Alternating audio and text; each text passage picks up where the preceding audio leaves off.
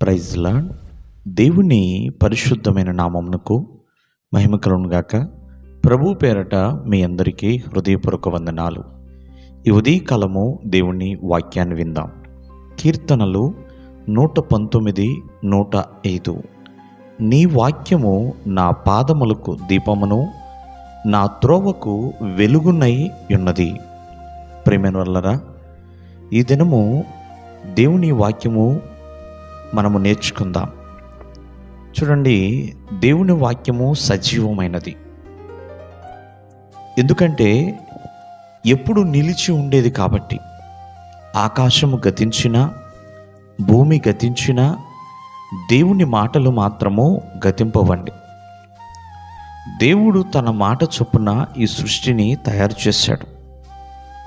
దేవుని వాక్యము ఎల్లప్పుడూ కూడా మనతో మాట్లాడుతుంది, నెమ్మదిస్తుంది, పాదములకు వెలుగునిస్తుంది.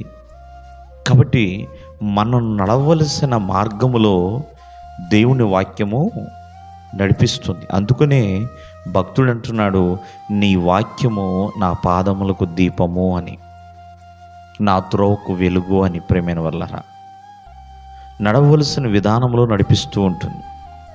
ఆనాడు ఏలియా ప్రవక్త కేరేతు వాగు దగ్గర వెళ్ళమన్నప్పుడు దేవుడు తన వాక్కును పంపి ఏలియాని నడిపించాడు.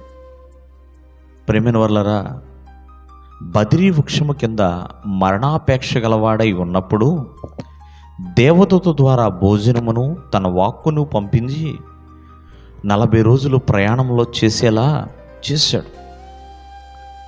మోషే తన అరణ్య యాత్రలో ఇశ్రాయేల్ నడిపించే విషయంలో అన్ని చోట్ల దేవుడు మోషేతో మాట్లాడుతూనే ఉన్నాడండి.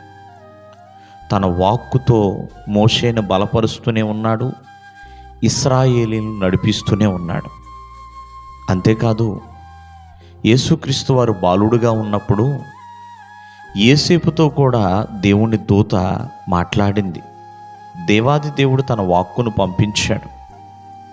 కావున ఎప్పుడు కూడా దేవుని వాక్యము మనకు ఒక దీపం లాంటిదండి. వాక్యము దీపము లాంటిది.